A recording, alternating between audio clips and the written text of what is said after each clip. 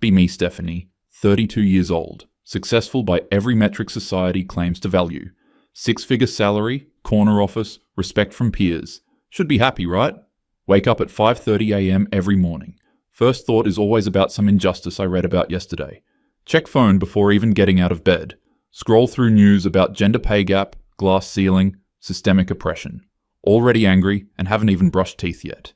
Get ready for work while listening to podcast about dismantling the patriarchy. Arrive at office feeling like I'm going into battle. Because I am, obviously. Every day is a struggle against invisible forces keeping women down. Sit at my desk, immediately notice Derek from sales walking by. He's whistling. Actually whistling like some 1950s cartoon character.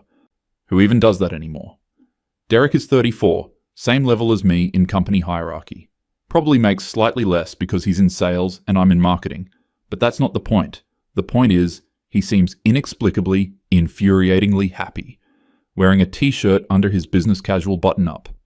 I can see it's some video game reference, probably spent his whole weekend playing games and grilling meat. Basic.jpg. He waves at me cheerfully. Morning, Steph. Happy Monday. Who the heck is happy on Monday? Force a smile, turn back to my computer. Open my calendar, already feel cortisol levels rising. Back-to-back meetings from 9 a.m. to 6 p.m. Team meeting at 10 a.m. Need to present new campaign strategy. Client call at 11:30. Budget review at 2. Performance reviews at 4. This is success. This is what I worked for. So why do I feel like screaming into a pillow? Rachel messages me on Slack. Rachel is my best friend from college, works in HR at different company. Drinks after work? You need to decompress. She's always telling me to decompress, as if decompressing will solve structural inequality. But yes, I need drinks. Always need drinks lately. Team meeting rolls around. I present my campaign strategy for new product launch, targeted at millennial women empowerment angle. We're positioning this as a tool for women to reclaim their power in digital spaces. Spend 20 minutes explaining the feminist framework behind the messaging. Derek raises his hand. Oh God. Here we go. Yeah, this is great and all, but do we know if customers actually want this angle? Like, did we do focus groups? Feel my jaw clench. The research shows that women respond to empowerment messaging, Derek. Right, totally. I just mean, maybe we could A/B test it against something simpler, like this app makes your life easier or whatever.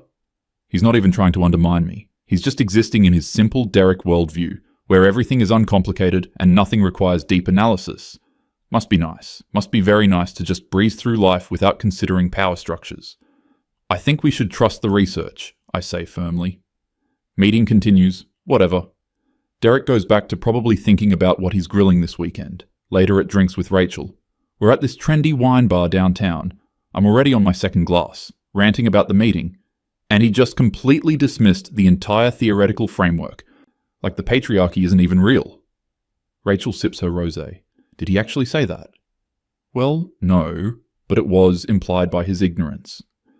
Steph, babe, maybe he was just thinking about conversion rates. Shake my head vigorously. You don't get it. This is exactly how they maintain power, by acting like politics and marketing are separate when everything is political. Rachel gives me that look. The look she's been giving me more and more lately. The I'm worried about you look. When's the last time you just relaxed? Like, actually relaxed? I can't relax, Rachel. Women who relax don't make it to executive level. You're already at executive level. Not high enough. Still 3 men above me in the C-suite. And you think being stressed 24/7 will change that? Order third glass of wine. I think being vigilant is necessary. Someone has to notice these things. Rachel sighs. Have you ever noticed that Derek seems pretty happy? Like genuinely content? Feel myself bristling. Of course he's happy. He's a man. The whole system is designed for his happiness. Is it though? He works the same hours you do, deals with the same corporate BS. But he doesn't have to think about it through the lens of oppression. Right, and how's that working out for you? The constant lens thing? She's not getting it. Nobody gets it. This is the burden of awareness. Once you see the matrix, you can't unsee it. Finish my wine in silence. Next day at work. Company announcing new wellness initiative. Meditation room, yoga classes, mental health days. I'm in the committee meeting, helping plan it. Should be positive, right? Except, I immediately see the problems. This is just corporate gaslighting, I announce. Everyone looks at me. They're putting the burden of stress management on individual employees instead of addressing systemic workplace issues that cause the stress in the first place. My boss, Linda, also a woman but clearly internalized misogyny, nods slowly. That's an interesting perspective, Stephanie, though the employee survey showed people wanted these resources. Because they've been conditioned to accept personal solutions to structural problems. Derek is in this meeting too, unfortunately. He's doodling on his notepad, probably not even listening. Finally, he speaks up. I like yoga. Makes my back feel better. Is that okay? Several people chuckle. I don't. Your individual preference doesn't negate the broader critique. Derek. He shrugs. Fair enough. I'm just saying, meditation room seems nice. Free stuff is cool. Free stuff is cool. That's his entire political philosophy. Free stuff is cool. Must be blissful living in his head. Where yoga is just yoga. Where a meditation room is just a meditation room. Where everything isn't a symbol of something else. Later, stalking Derek's social media during lunch. Yes, I know how this looks. But I'm trying to understand the enemy. His Instagram is exactly what you'd expect. Pictures of his dog, barbecue photos with captions like, "Ribs came out perfect," video game screenshots. Him and his buddies at a baseball game. One photo catches my eye. Derek hiking somewhere, big smile, arms spread wide. Caption, "Sometimes you just gotta appreciate being alive." 186 likes. Comments full of "hell yeah brother" and "living your best life" stare at this photo for a full minute. When was the last time I just appreciated being alive? Can't remember. Every moment is filtered through anxiety about the state of the world. Every achievement feels hollow because the system is broken. Every setback is evidence of discrimination. Shake my head, close Instagram. He doesn't appreciate being alive. He's just too ignorant to see all the problems. That's not happiness. That's denial. Right? Weekend arrives. Rachel invites me to her boyfriend's birthday party. Don't really want to go. But staying home means falling into Twitter arguments, which I've been doing every weekend lately. Show up to the party with expensive wine. Because I'm generous like that. Party is in full swing. People laughing, music playing. Someone's attempting karaoke. See Rachel in kitchen. "Hey, you made it? Marcus will be so happy you came." Give her a hug. She introduces me to some of Marcus's friends. Make small talk for a bit. But then conversation turns to politics. Someone mentions gas prices. Here's my chance. Launch into explanation about oil companies, capitalism, exploitation. Connect it to gender because oil industry is male-dominated. People are nodding, but eyes are glazing over. One guy tries to pivot. "Yeah, it's rough. Anyway, anyone catch the game last night?" Sports are a distraction from class consciousness, I hear myself say. Rachel appears at my elbow. "Steph, can you help me get more ice?" Follow her to garage. She closes door behind us. "Okay, I love you, but you're doing the thing again." "What thing?" "The thing where you make every conversation about systemic oppression. Because everything is about systemic oppression. It's Marcus's birthday party. The personal is political, Rachel." She takes a deep breath. "Do you want to be right, or do you want to be happy?" "I want to be both." "Well, how's that going for you?" Feel tears suddenly prickling my eyes. Where did that come from? "I'm fine." "You're not fine. You're angry all the time. You haven't been on a date in 2 years. You don't do anything fun anymore. You just crusade." Someone has to care about these things. Lots of people care, but they also know how to turn it off sometimes. They know how to just exist without making everything a battlefield. Maybe I don't want to turn it off. Why not? Can't answer that. Because if I turn it off, then what? Who am I without the righteous anger? What do I think about if not the patriarchy? Go back to party. But Rachel's words are stuck in my head. Watch people dancing, laughing, singing badly. They seem happy. Are they just ignorant? Or am I missing something? Monday comes again. Big client presentation. I've prepared extensively. PowerPoint is flawless. Messaging is sharp, empowering, progressive. Clients are nodding along. Then one of them, older white man, of course, asks question. This is all very contemporary, but do we risk alienating our broader customer base? Our demographics show we're 60% male customers. Feel my hackles raise. Are you suggesting we should cater to male comfort instead of doing the right thing? Room gets quiet. My boss Linda jumps in. What Stephanie means is we believe this messaging will expand our appeal to underserved markets. She's trying to save me.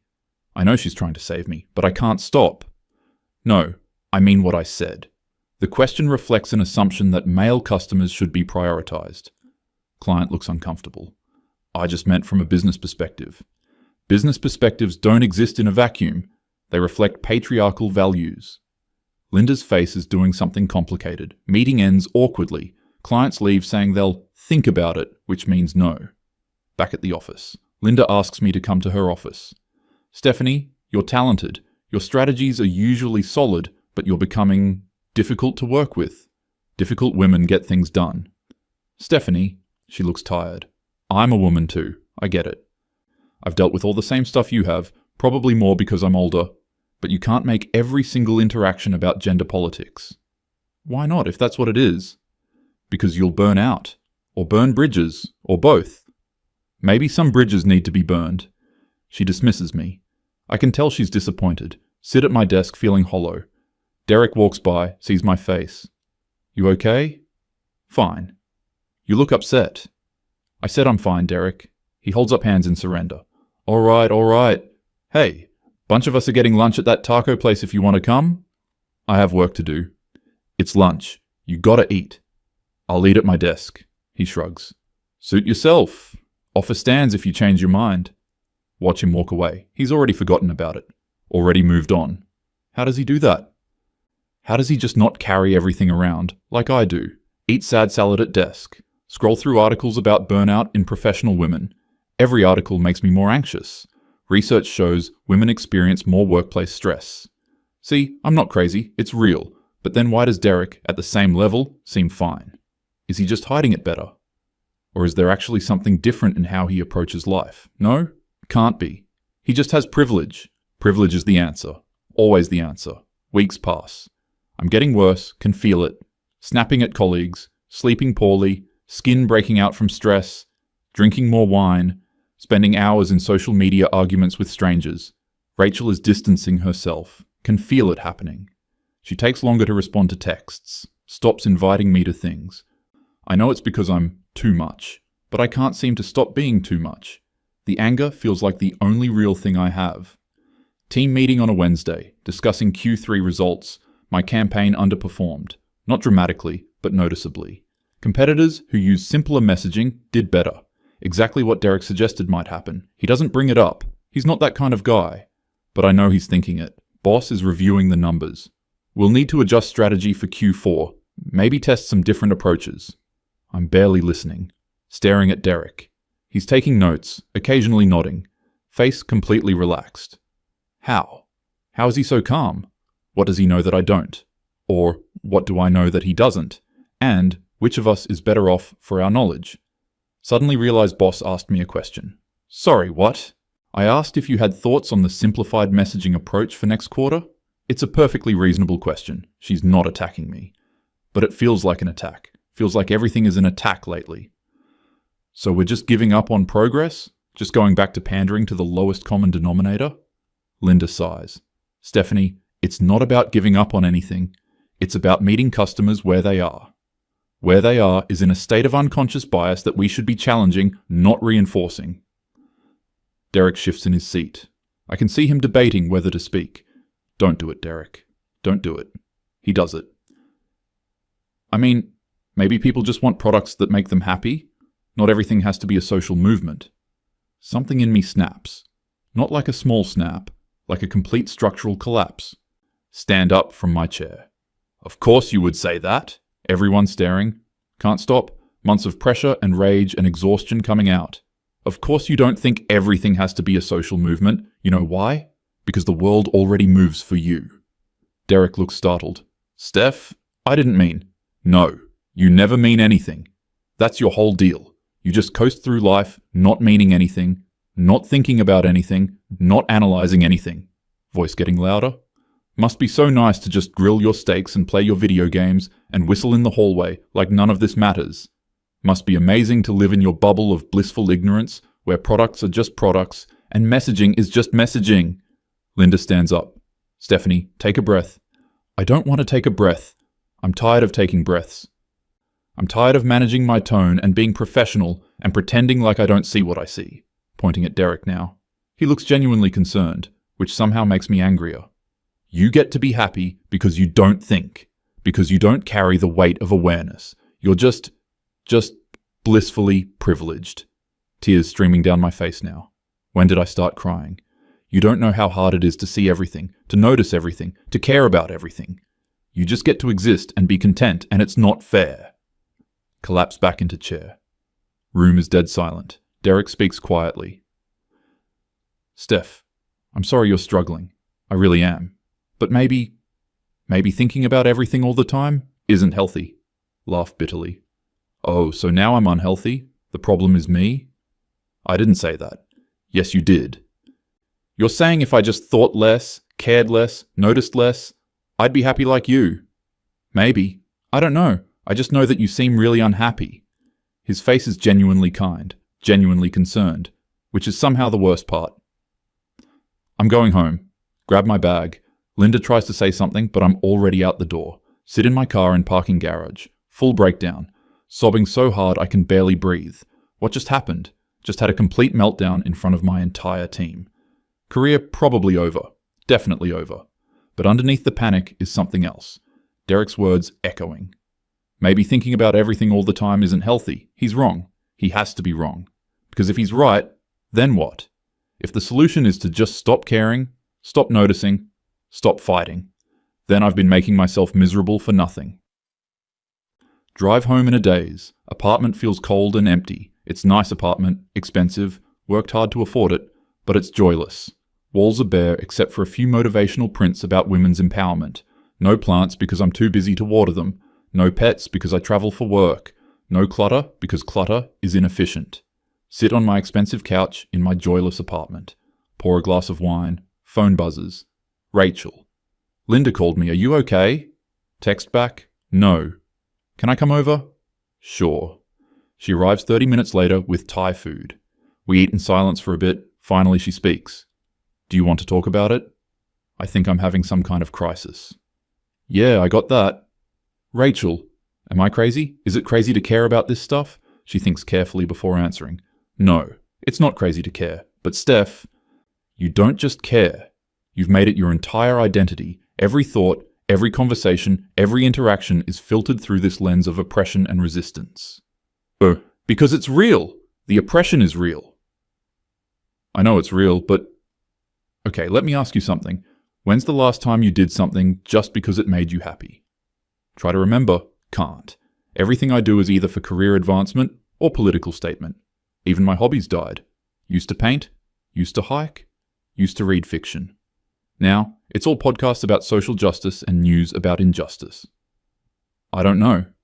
Exactly. And Derek, who you despise, I don't despise him. Steph, you literally screamed at him today. Okay, fine, continue. Derek does stuff that makes him happy all the time. Grills with his friends, plays games, goes to baseball games. And yeah, maybe he doesn't think as deeply about structural inequality as you do, but is he wrong? Is he actually hurting anyone by living his life? Want to say yes, but can't, because Derek is actually kind. Holds doors for everyone, regardless of gender. Remembers people's birthdays. Volunteers at animal shelter on weekends. I know because I cyberstalked him. He's not the enemy. He never was. So what, I should just become like him? Ignorant and content? God, Steph, listen to yourself. Why are those the only two options? Ignorant and content, or aware and miserable? She takes my hand. You can be aware of injustice and still find joy. You can work for change and still relax sometimes. You can be a feminist and still just enjoy a taco without thinking about agricultural labor politics. Can I though? Yes. But you've convinced yourself that happiness is complicity, that if you're not suffering, you're not doing enough. She's right. I know she's right. Somewhere along the way, I started believing that my misery was proof of my virtue. That being happy meant being privileged. That contentment was the same as complacency. What if I let my guard down and miss something important? What if you keep your guard up and miss your entire life? We sit with that. Eventually Rachel leaves. I'm alone with my thoughts. Dangerous place to be. But for once, trying not to politicize them, just feeling them. I'm exhausted. I'm lonely. I'm angry at the world, but maybe also at myself. I wanted to change things, wanted to fight the good fight. But somewhere I stopped fighting for a better world, and started fighting because fighting was all I knew how to do. Next morning, email from Linda, asking me to take some time off. Not fired, but strongly suggested I recharge company will pay for therapy. Normally I'd rant about how therapy is a band-aid on structural problems. But I'm too tired. Accept the offer. Take 2 weeks leave. First few days, just sleep. Sleep so much. Body apparently needed it. Then start trying to remember what I used to like. Dig out old painting supplies from closet. They're dusty as heck. Set up in front of window. Just paint. Not making a statement. Not proving anything. Just pushing colors around. It's nice. It's really nice. Go for a hike. Put phone on airplane mode. Just walk and look at trees. Trees don't care about the patriarchy. Trees just tree. It's peaceful. Start therapy. Therapist is named Joan. She's older, calm, asks good questions. When did you start equating happiness with ignorance? Have to think about that. College, I think. Women's studies classes. Started learning about all the ways the world is messed up. Felt like I couldn't unsee it. And you felt like if you were happy, you were ignoring those problems? Yeah. Like, how can I enjoy brunch when women in other countries can't even drive? Do you think your suffering helps those women? No. Do you think your constant anger changes systems of oppression? I mean, awareness is the first step. Awareness, yes, but perpetual rage? Don't have an answer. She leans forward. Stephanie, what if I told you that you could care about injustice and still experience joy? That taking care of your own mental health doesn't make you complicit in oppression? I'd say you sound like my friend Rachel. Smart friend. Sessions continue, slowly unpacking years of accumulated rage. Start to see how I weaponized my awareness, used it as a shield against real connection, made it my entire personality so I didn't have to develop other aspects of myself. If I'm always fighting, I don't have to examine why I'm alone. If I'm always angry at the system, I don't have to acknowledge my own agency. If everyone else is the problem, I don't have to change. Hard truths. Really hard. But also kind of liberating. 2 weeks pass. Time to return to work. Terrified. Rachel comes over the night before. You got this. Just be yourself. But like, the version of yourself that isn't actively having a breakdown. Helpful. Thanks. She smiles. Seriously though, you've done good work the past 2 weeks.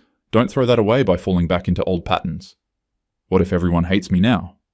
Then you deal with it. But probably they don't hate you. They probably just think you were struggling. Because you were. First day back, walk into office. People are nice. Careful, but nice. Linda pulls me aside. Welcome back. How are you feeling? Better. Not perfect, but better. Good. Let's take things slow. I've redistributed some of your projects while you were out, so you should have more manageable workload. Thank you. She pauses. Stephanie, you're good at what you do, but you need to find balance. This job isn't worth your mental health. Nod. Mean it. Sit at my desk. Derek walks by. Oh God. He sees me, hesitates, then approaches. Hey, welcome back. Hi, Derek. I owe you an apology. He waves it off. Don't worry about it. No, seriously. I completely lost it on you, and you didn't deserve that. He sits on edge of my desk. You seemed like you were dealing with a lot. I am, but that's not your fault. And you were actually right. About the messaging, about a lot of things. He looks surprised. I was? Yeah, I was so convinced that everything had to be a statement that I forgot to think about what actually works. What actually helps. He nods slowly. Well, for what it's worth, I think your passion is cool. Like, you actually care about stuff. Most people just coast. But maybe it's about finding a middle ground. Yeah, working on that. He stands up. Glad you're back, Steph. Office was too quiet without you. He means it. Derek is genuinely just a nice person, who happens to be happy. Not because of privilege alone, but because he's figured out something I'm still learning. How to exist without making everything a battle. How to care without drowning in caring. How to be aware without letting awareness consume you. Workday continues. It's not perfect. I still notice things that bother me, still see inequities and frustrations. But I'm trying not to let each one derail me. Trying to choose my battles. Trying to remember that I'm a person, not just a crusader. End of the day. Rachel texts. How'd it go? Me. Good. Weird, but good. Her. Proud of you? Drinks to celebrate? Me. Yeah, But can we also get tacos? Just like regular tacos, without discussing agricultural politics? Her. Progress with party emoji. At the taco place. Rachel and I and a few other friends. They're talking about normal stuff. TV shows, weekend plans, someone's dating disaster. I'm mostly quiet, just listening. But actually listening. Not planning my next political point. Just enjoying being around people. Someone asks me about work. Start to launch into critique of corporate structure. Catch myself. Rachel gives me a look. It's fine, I say instead. Glad to be back. Conversation moves on, and I'm okay with that. My thoughts drift to Derek. Probably home now, playing video games or watching TV. Simple pleasures. Used to think that was shallow. But maybe it's just healthy. Maybe happiness isn't about ignorance. Maybe it's about knowing when to engage and when to let go. Maybe men don't secretly know something women don't. Maybe Derek doesn't have some magic answer. Maybe he's just better at being human, at allowing himself to exist without constant warfare. And maybe, just maybe, I can learn that too. Won't happen overnight. Still have years of patterns to unlearn. Still will get angry at injustice. Still will fight for change. But maybe I can do it without destroying myself. Maybe I can be aware and content, engaged and peaceful, feminist and happy. Rachel catches my eye. You good? Think about it. Really think about it. Am I good? Not yet, but getting there. Yeah, I say. I'm good. And for the first time in years, I actually mean it, several months later, sitting in therapy. Joan asks how I'm doing. Better. Actually better. What's changed? I guess I've stopped seeing happiness as the enemy. Stopped thinking that being content means I don't care. That's significant progress. I still care about the issues, still want to make a difference, but I'm also painting again. And hiking. And I actually went on a date last week. How was it? Terrible, honestly. But in a normal way. Like, he talked about himself too much, not in a patriarchal conspiracy way. Joan smiles. And work? Good. Derek and I actually collaborate well now. Turns out when I'm not seeing him as the embodiment of male privilege, he's got some decent ideas. What changed there? I stopped needing him to be wrong so I could be right. Stopped making everything a referendum on gender politics. Pause. He's actually teaching me about his video games. They're kind of fun. Joan laughs. 6 months ago, would you have believed me if I told you you'd be playing video games with Derek? 6 months ago, I would have said you were part of the problem. We both laugh. It feels good to laugh at myself, at how serious I took everything, how exhausting I made life. Leave therapy feeling light. Stop at coffee shop. Barista is cheerful. Old me would have analysed if he's performing emotional labour. New me just says, thank you. Sit outside with my coffee. Watch people walking by. They're just living their lives. Not heroes or villains, not oppressors or oppressed. Just people. Trying to get through the day. Just like me. Phone buzzes. Rachel. Dinner at my place Friday, bringing someone I want you to meet. Me. Is this a setup? Her. Maybe, but he's nice and you promised to give nice a chance. Me. Fine. But if he's a Republican, I'm leaving. Her. Baby steps, Steph. Baby steps. Laugh to myself. Some battles are worth fighting, some hills are worth dying on, but not every conversation, not every moment, not every single day. Derek was right about one thing. Sometimes you just got to appreciate being alive. Look up at sky. It's blue, sun is shining. I'm alive, I'm healing, I'm trying. Maybe that's enough. Maybe I don't need to carry the weight of the world. Maybe being happy isn't privilege. Maybe it's just a choice. A choice I'm finally learning to make. Finish my coffee. Head home to paint. Maybe later I'll play those video games Derek recommended. Maybe I'll just watch TV. Maybe I'll do nothing. And that's okay. Because I'm not my ideology. I'm not my anger. I'm not even my awareness. I'm just Stephanie. And for the first time in a long time. That feels like enough. It feels like more than enough. It feels like everything.